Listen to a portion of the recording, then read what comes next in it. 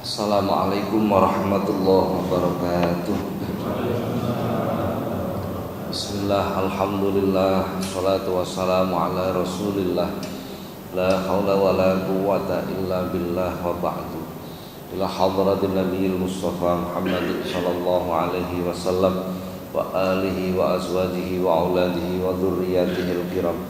Ila jami'i baqiyati sahabati wa tabi'in wa syuhada'i wa salihin wal ulama'il amilin wa musannifin wa mu'allifin wa jami'il malaikatil muqarrabin wa sadatina sufiyatil muhabbitin nususan ila sultanil awliya as-sayyid Muhyiddin Abdul Qadir al-Jilani as-sayyidil awliya illah wal awliya tis'ah wa ummahatina wa abaina wa ajdatina wa jaddatina wa masayyihina wa asadidina wa muallimina wa dawil hukukil wajibati alaina wa alal hadirina fi majlisina hada khususan ila man fataha hadil qaryah wa khususan ila mu'allifadal kitab asy-syaikh al-imam Jalaluddin bin Kamaluddin as-Suyuti radhiyallahu anhum sayulillahi lahumul fatihah.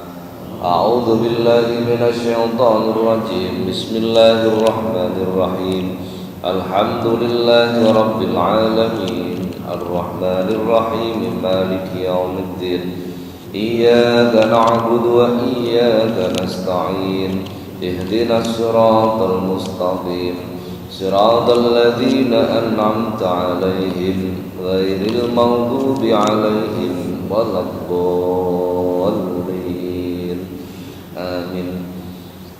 Para jamaah, alhamdulillah pagi hari ini kembali kita dapat hadir di majelis yang penuh dengan keberkahan ini. Mudah-mudahan apa yang kita laksanakan dicatat oleh Allah sebagai amal soleh. Amin Allahumma amin. Para jamaah, kita lanjutkan kajian kita, masih menerangkan tentang keutamaan zakat. Bab 26, hadis nomor 5. Bab 26, hadis nomor 5. Bismillahirrahmanirrahim. Qala al-musannifu rahimahullah ta'ala wa nafa'ana Allah bihi wa bi'ulumihi wa a'ada 'alaina min barakatihi wa asrarihi fid dharain amin. Wa qala sallallahu alaihi wasallam lan dawuh sapa Kanjeng Nabi sallallahu alaihi wasallam, mahalaka ora rusak apa malun bondo fi barri wala bahri, ing dalem daratan, wala bahri lan ora ing dalem lautan, illa biman izakati angin kelawan kacegahe zakat. Hadisnya pendek.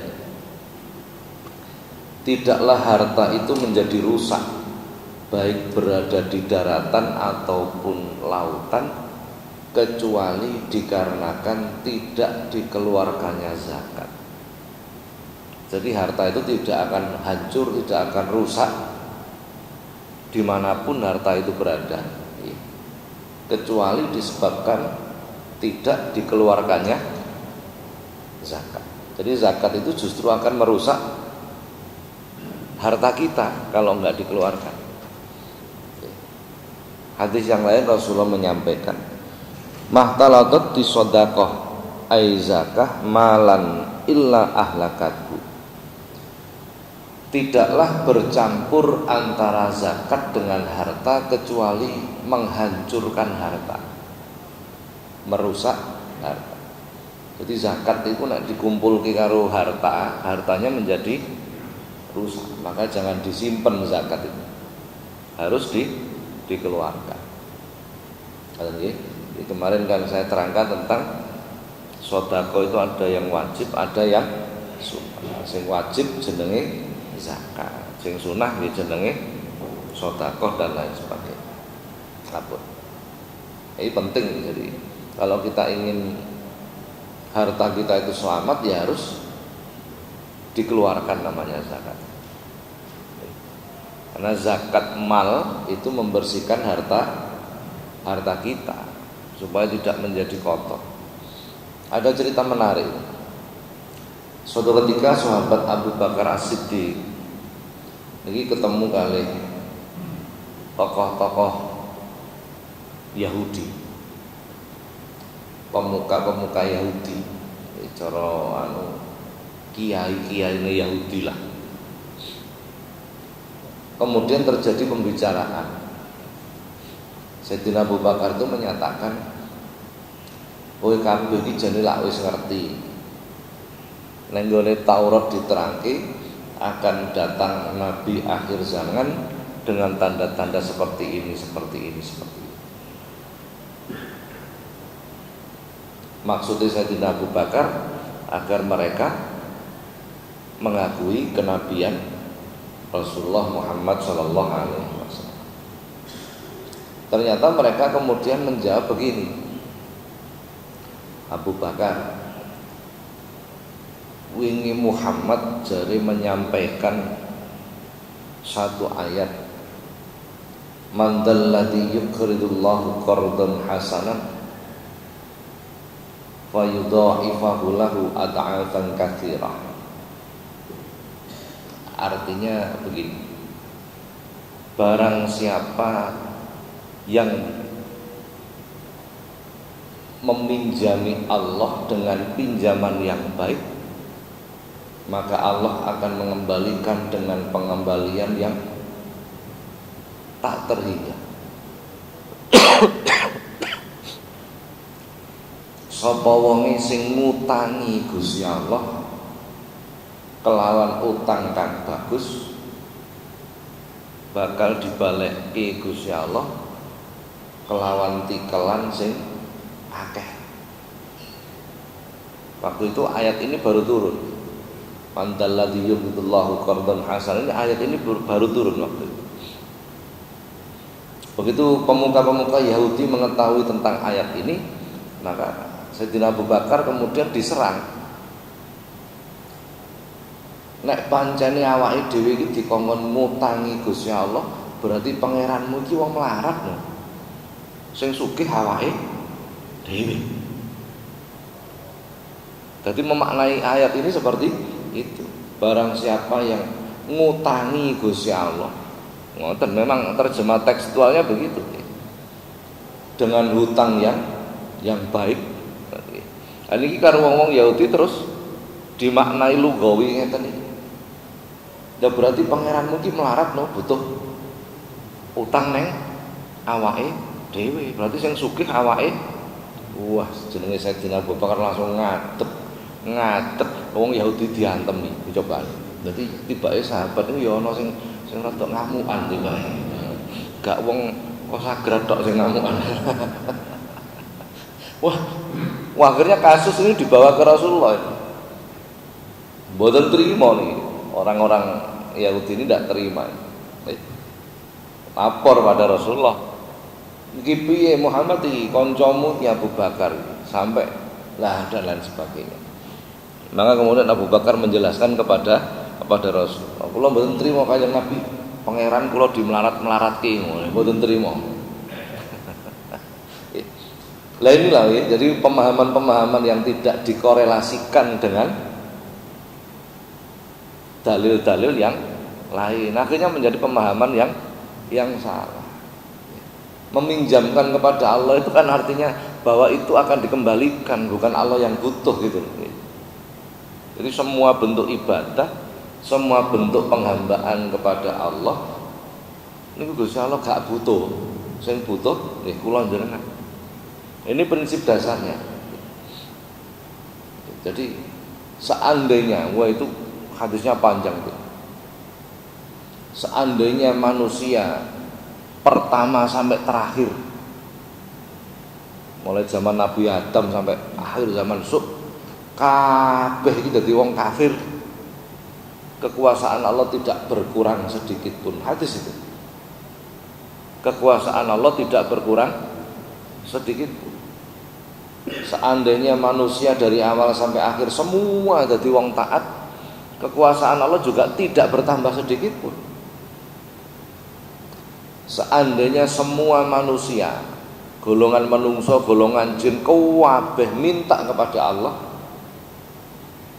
dituruti kabeh karo Gusti Allah, itu tidak mengurangi sedikit pun simpanannya Allah. Nah ini kita harus memahami betul ini. sedikit pun tidak akan berkurang simpenane Gusti Allah. Jadi semua bentuk penghambaan itu bukan kepentingannya Gusti, tapi kepentingan kita. Ngeten lho logikane begini. Ketika Allah menciptakan kita, ini kita diciptakan oleh Allah, niku rencanane kula jenengan niku diseneng-senengi. Rencanane ngoten. Diseneng-senengke karo Gusti Allah. Dijadikan bahagia.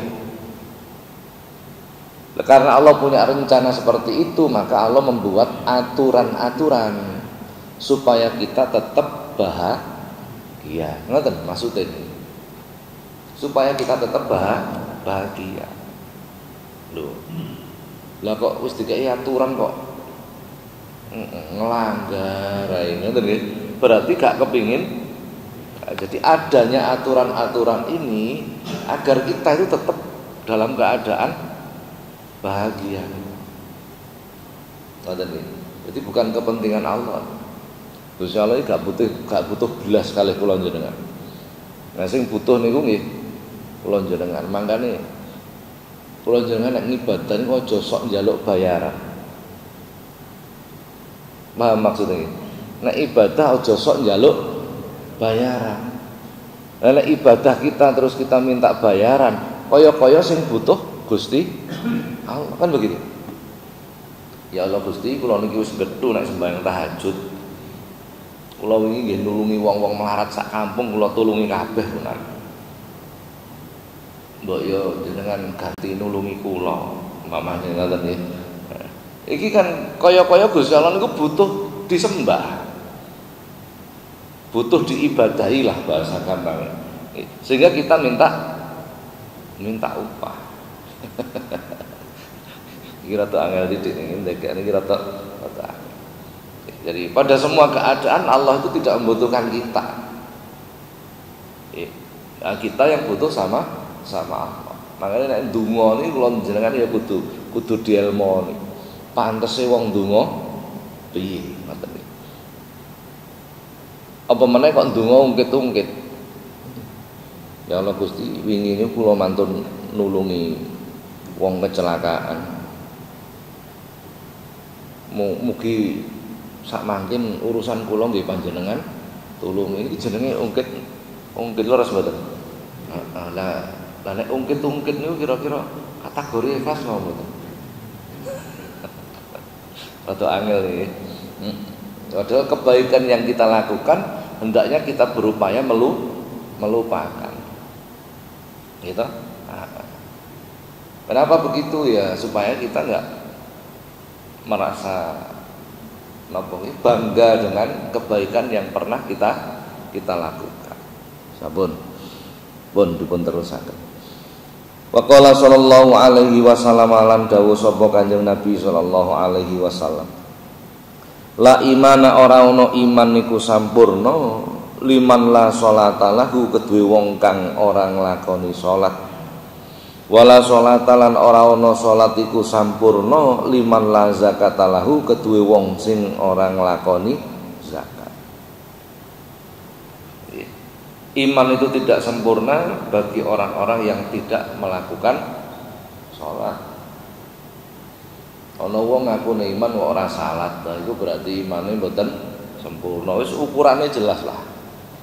Orang itu kalau iman kepada Allah, percaya kepada Allah, berarti percaya dengan aturan-aturan Allah. Dikongkon napa wae nggih manut kan. Logikanya begitu. Lah kok salat wae ra gelem berarti ya imane perlu dipertanyakan. Wala sholata liman la zakata lahu, dan tidaklah salat itu sempurna bagi orang-orang yang tidak menunaikan zakat. Coba, salat dan zakat itu ternyata terhubung. Salat itu hablum minallah, zakat itu jadi enggak bisa kita ibadah tanpa memperdulikan aspek sosial itu enggak bisa, enggak ketemu sudah. Jadi dua-duanya ini harus jalan bareng. Duribat alaihimud dillatu aina ma tuqifu illa bihablin minallah wa hablin minan nas. Manusia itu kapanpun dimanapun menjadi apapun akan menjadi makhluk yang hina kecuali mampu membangun hubungan baik dengan Allah dan kepada sesama. Pun ini kunci. Makanya sholat itu tidak akan sempurna bila seseorang itu tidak menunaikan zakat loh. Terhubung nguapi karo Gusti Allah. Walah tapi gak peduli tonggo. Masalah itu. Kan ono hadis ini. Mangkana yu'minu billahi wal yaumil akhir fal yukrim jarahu. Barang siapa iman kepada Allah dan hari akhir, loh, iman loh. Maka muliakanlah tetanggamu. Loh, nggak bisa lepas kok. Ternyata memuliakan tetangga itu termasuk ukuran tanda keimanan orang. Lha karo tangga wae ra kenal. Berarti keimanannya perlu dipertanyakan. Kan enten ada konsep berpikir itu begini. Aku gak ngurusi wong, sing penting aku iki karo Gusti Allah apik. Kan ada orang berpikir seperti itu kan ada. Aku wis gak ngurusi wong lah, wong ngomong apa aku gak ngurus aku. Wis pokok sing penting aku ibadah. Lho. Lah mengko nek mati arep mlaku dhewe nang kuburan ngono kok piye? Enggak bisa. Jadi beragama itu tidak seperti itu. Harus jalan dua-duanya itu. Bahasanya Quran ini. Innal ladzina amanu wa 'amilus sholihati sayaj'alu lahumur rahmanu wudda. Innal ladzina satemene wong akeh amanu kang padha iman sapa alladzina wa 'amilus sholihati lan duweni penggawe kang bagus. Barang siapa yang beriman dan mempunyai perbuatan baik, contohnya sholat, poso, wiridan, maca Quran, saya ja'alu ndadeke lahum marang alladzina amanu sapa ar-rahmanu zat kang maha welas ndadeke apa wudda, maka hatinya akan dipenuhi dengan sifat kasih sayang. Di orang yang beriman dan mempunyai perbuatan baik, di dalam hatinya itu oleh Allah akan ditanamkan wudda, mawaddah, rasa kasih sayang, kepedulian. Berarti ini kan merupakan ukuran juga. Uang niku nek salate apik pasti peduli orang lain. Gitu. Kalau dilihat dari ayat ini tadi kan begitu. Kok ana wong salate gedhu tapi ora duwe kepedulian. Wah niki pitakonane dawa. Kowe iki salatmu salat cap apa Kang? Wah kan gak enak niki. Salatmu salat cap. Ngono cap-capane barang. Nah, saya enggak habis pikir, logika itu enggak bisa menerima. Kok ana pendapat ngebom wong terus mlebu swarga, iki piye logikane? Kan enggak bisa menerima logika. Lain lagi. Ya Allah. Jadi masih terlalu banyak hal-hal yang perlu kita dalami bersama. Jadi seolah-olah agama itu urusane akhirat mawon. Padahal untuk urusan akhirat itu ya tempatnya dunia. Kita ngomong Allah vertikal itu ternyata terhubung dengan sesuatu yang horizontal. Irhamu man fil ardi yarhamkum man fis sama, hadis. Berbelas asihlah kepada apa-apa yang ada di bumi, maka penduduk langit akan mengasihi kalian. Loh, ternyata begitu. Panjenengan kok duwe tangga susah, loro, gak duwe duit, jenengan ngrewangi. Ternyata gak iso ngrewangi duit wong padha melarati. Nggih. Akhire ngrewangi mikir. Ternyata ngrewangi mikir ya gak mampu pisan, wong bodho pisan. Ngrewangi tenaga. Bolak-balik disambangi. Nek butuh nang jeding dituntun, membantu dengan tenaga. Jadi tidak ada alasan kita mengatakan tidak bisa membantu. Ora iso ngrewangi duit, ngrewangi mikir. Dilalah gak patek pinter pisan ngrewangi tenaga. Gak iso ngrewangi duit, gak iso ngrewangi mikir, gak iso ngrewangi tenaga. terakhir ngerewangi dengan doa. Tanggane sing lara didongakno, disebut jenenge didongakno, betul-betul didoakan. Lho kok ngrewangi donga wae gak iso, berarti wis wayahe didongakno. Paham ya? Paham ya maksudnya? Lho mosok ngrewangi donga wae ra iso, berarti wis wayahe gak enak.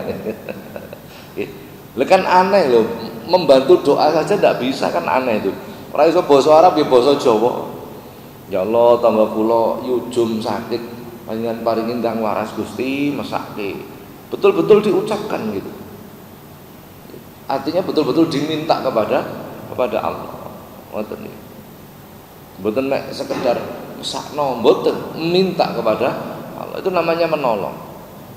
Lah ketika kita mempunyai sifat belas asih kepada penduduk bumi, semua penduduk langit itu mengasihi kita. Kita melakukan kebaikan pada satu orang, kita mendapatkan kebaikan dari beribu-ribu makhluk Allah yang ada di langit. Semua penduduk langit mendoakan kita. Coba. Kurang penak piye? Kurang penak piye? Kalau logikanya begitu nih. Jadi satu kebaikan yang kita lakukan itu akan diganti ad'afan katsira, berlipat-lipat. Jadi apa yang kita lakukan terhadap penduduk bumi itu ternyata mempengaruhi secara vertikal. Nah ini jadi konsepnya harus mulai dirubah lagi. Tapi yo aja urusan bumi tok akhirnya melangiti ora, itu ya kualik juga iki. Dadi wong karo wong api sembayang enggak. Lah, keliru juga.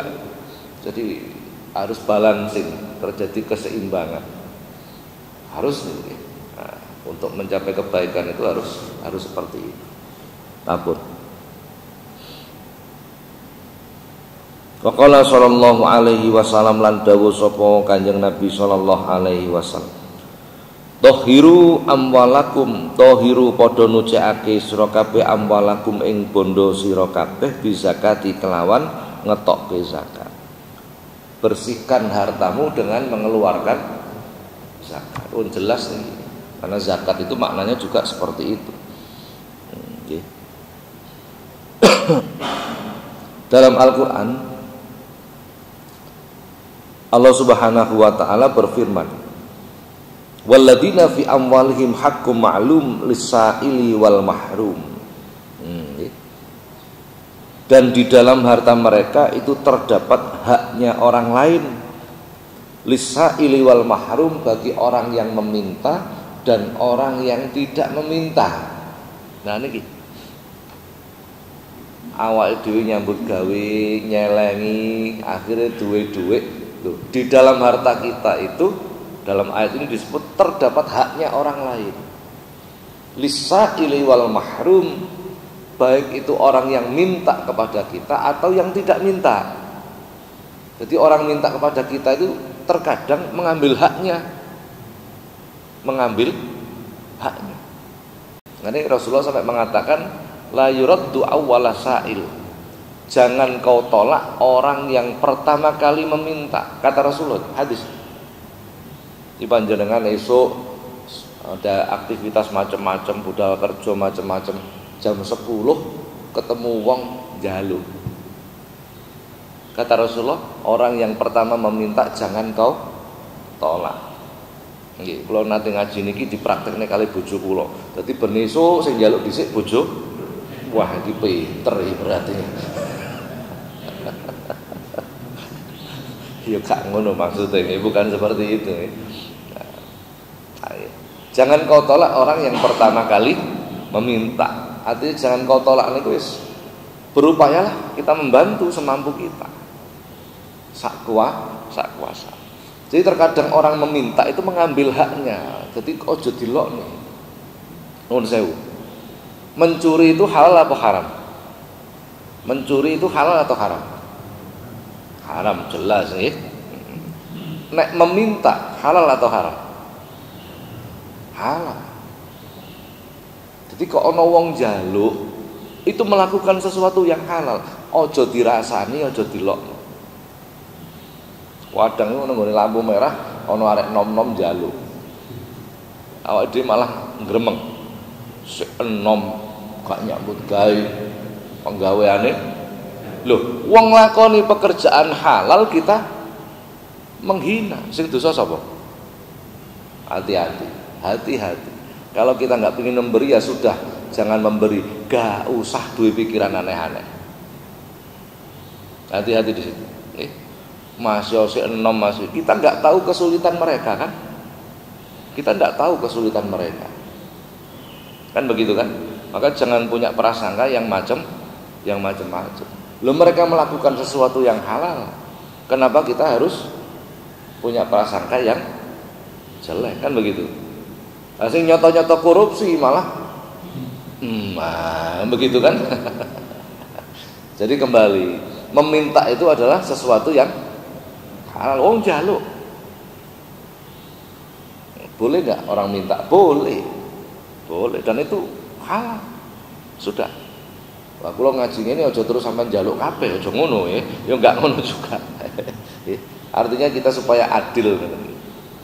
Jadi dalam harta kita itu terdapat haknya orang lain. Lisaili wal mahrum, bagi orang yang minta atau yang tidak minta. Lah yang sulit yang kedua ini. Ternyata ada orang-orang, ada haknya orang-orang yang tidak minta kepada kita. Kalau mereka nggak minta, kita nggak tahu siapa harta kita, dalam harta kita itu ada haknya siapa saja, kan ngoten. Nah, kita nggak tahu. Nah, maka keluarkanlah dalam bentuk zakat. Apun. Dalam ayat yang lain Allah Subhanahu wa taala berfirman, "Lan tanalul birra hatta tunfiqu mimma tuhibbun." Menggunakan istiqbal dalam ilmu tata bahasa Arab. Lan tanalul birra. La itu artinya tidak, lan itu artinya tidak akan pernah.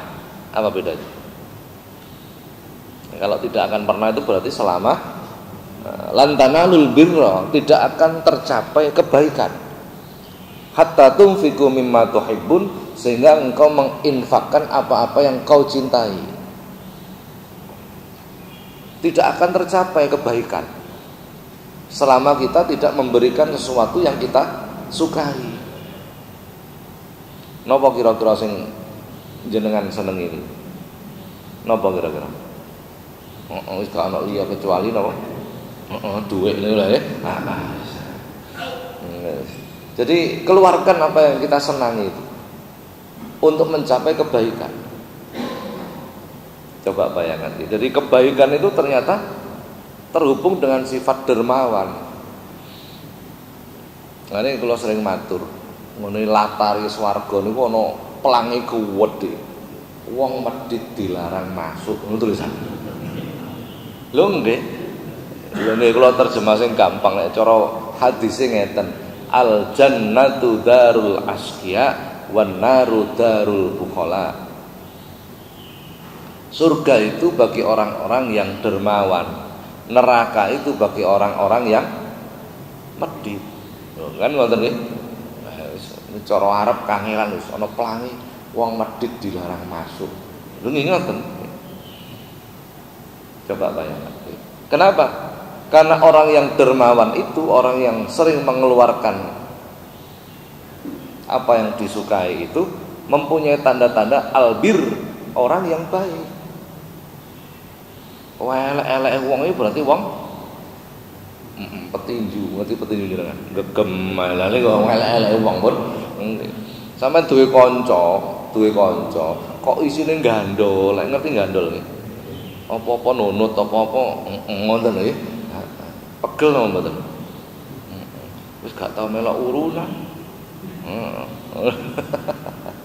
Dan lain sebagainya. Nah, itu indikator sebenarnya. Ini tanda-tanda. Ya makanya tidak bisa tidak memang. Kebaikan yang kita upayakan itu selalu diawali dengan kepedulian. Jadi kalau kita ingin menjadi orang baik, maka harus muncul sifat kepedulian pada diri kita. Harus muncul itu. Jadi kalau kita belum mempunyai sifat kepedulian, kita nggak akan pernah bisa menjadi orang yang baik. Ya peduli karo bojone, bojo-bojone dhewe ya kudu peduli. Peduli karo anake, wong anak-anake dhewe, peduli karo dulure, peduli karo tanggane. Sing ngrumat kula jenengan kok nek mati iku bukan saudara kita yang rumahnya jauh, bukan, tetapi tetangga kita, kan begitu kan? Sedekat apapun kita dengan saudara, iku cedekan tangga. Sampeyan omahe kobong, sing nulungi sapa? Ya tanggane dhisik, sampeyan telepon dulure dibayar nang Kalimantan. Entah. Beragama itu seperti itu dan lain sebagainya. Dan zakat itu adalah menumbuhkan sifat-sifat kebaikan. Sedekah zakat itu menumbuhkan sifat-sifat kebaikan. Akhirnya kebaikan itu muncul pada diri kita. Muncul pada jiwa kita sifat-sifat kebaikan itu. Sifat-sifat kejelekan menjadi hilang pada diri kita, ya karena muncul kepedulian. Wong nek wis ora duwe sifat kepedulian, waduh sebejat kabeh pun tak esti. Nggih.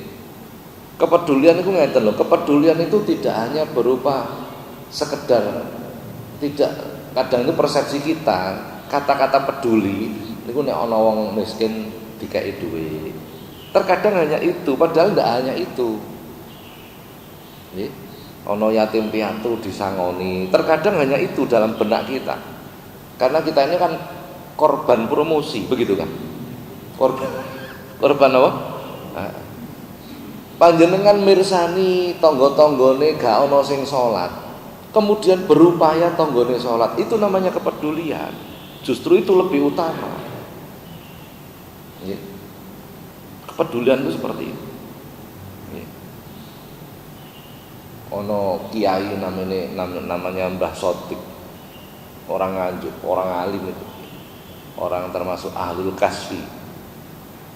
Suatu ketika dia habis wonten acara, terus karena sampai malam akhirnya diminta tidur di salah satu jamaah orang yang sangat kaya.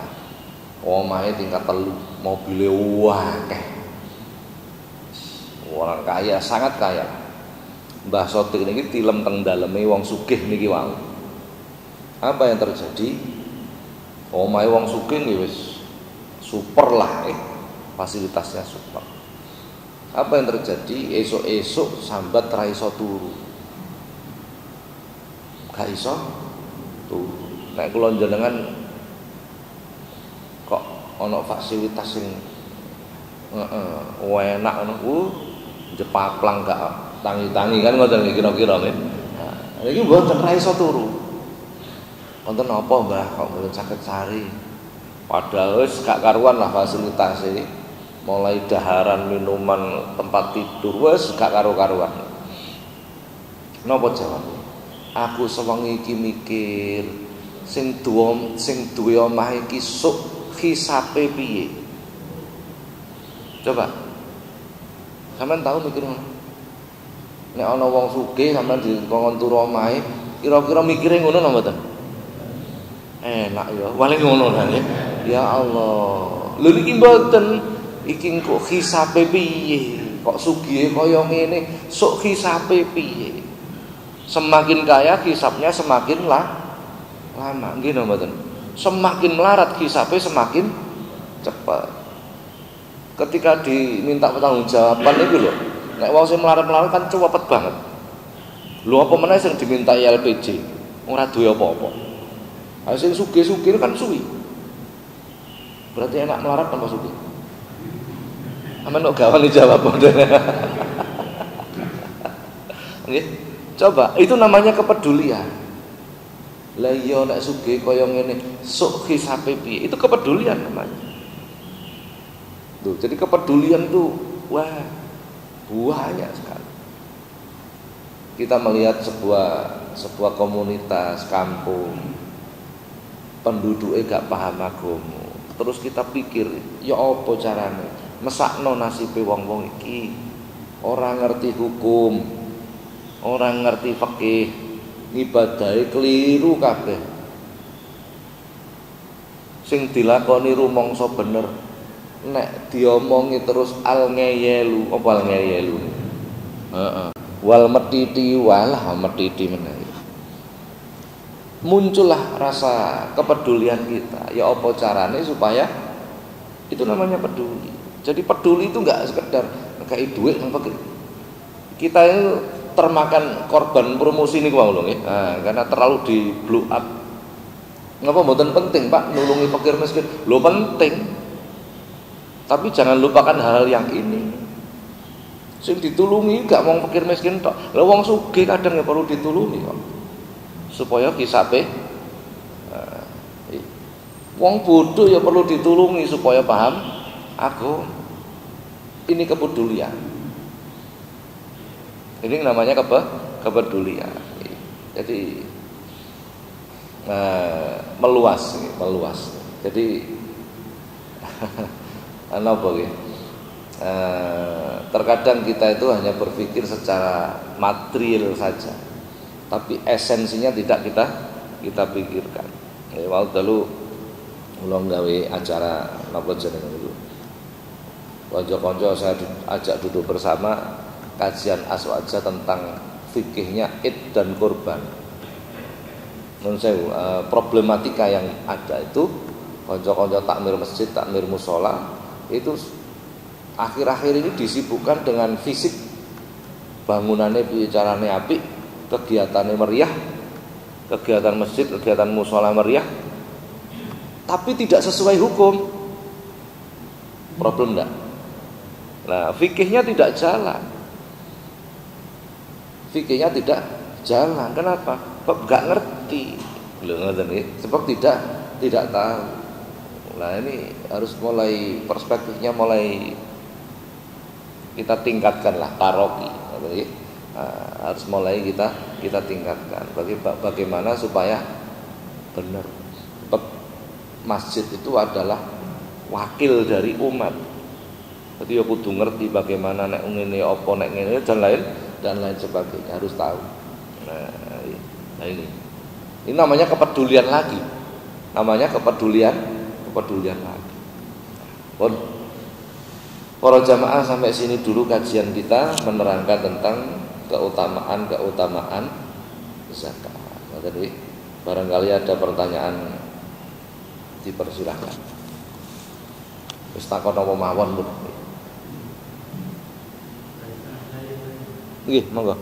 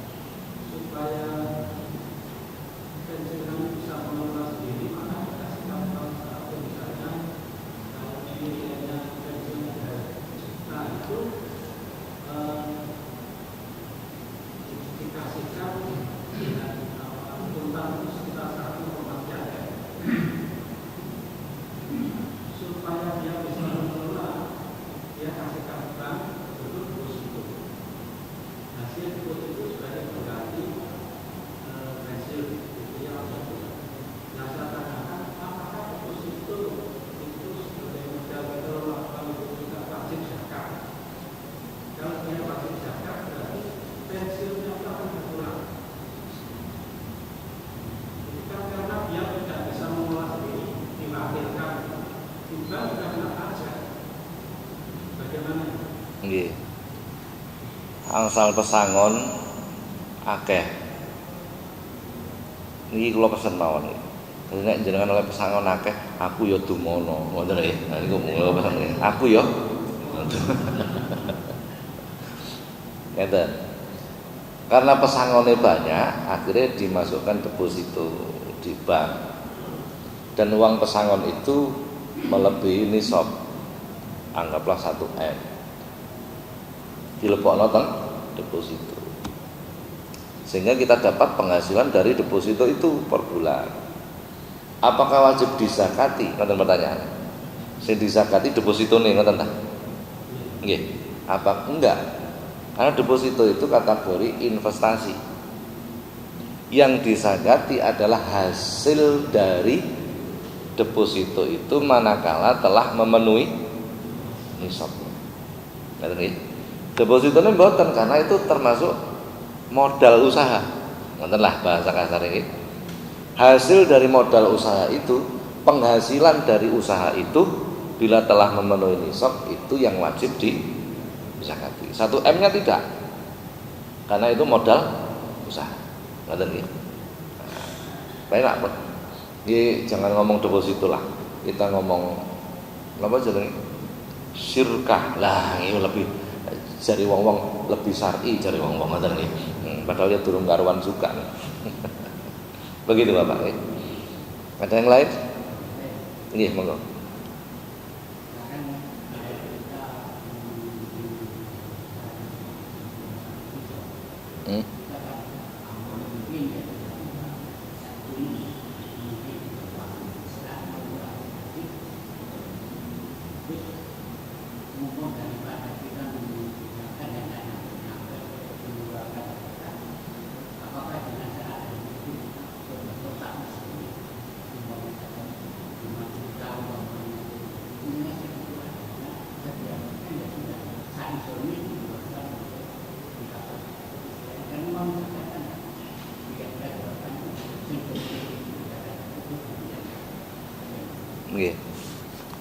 Bila kita menunggu nisab gak teko-teko, mbuh dolan nanti nisab gak teko-teko mamane.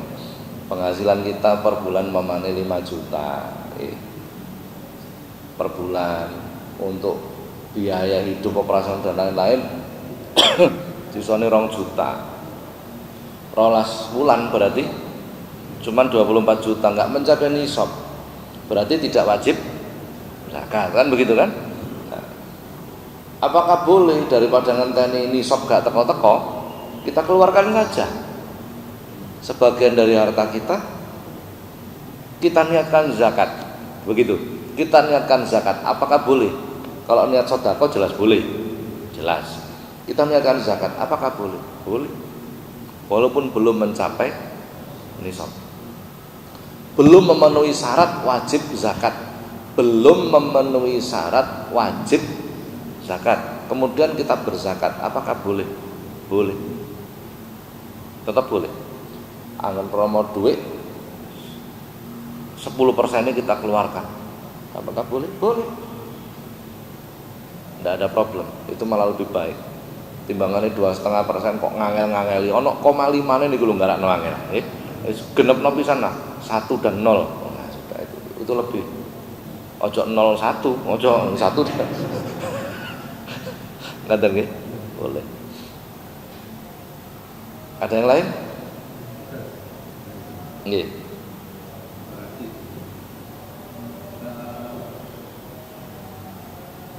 Kita ini besok akan mati ya. Kayak miskin pasti kita hisab. Bagaimana kalau kita ini berdoa kepada Allah, ya Allah kita ini besok kami mohon kalau sudah mati tanpa hisab, bagaimana cara-cara? Pertanyaannya no, apakah boleh berdoa seperti itu gitu? Oh, okay. Apakah boleh kita minta kepada Allah supaya mati besok tidak dihisab? Apakah boleh? Boleh. Boleh. Allahumma ja'alna hisaban yasira. Ya Allah, jadikan hisab kami hisab yang mudah. Boleh. Tidak apa-apa. Jadi minta kepada Allah supaya diberi hisab yang mudah. Monggo. Tapi ya perbuatannya harus nonton nggih, jaluke ngono tapi nyolongan pencet. Lagi terus piye kan enggak terhubung. Nggih kan itu jadi inilah ya. Jadi boleh minta supaya Bahkan minta tanpa dihisab pun boleh. Bi ghairi hisab boleh.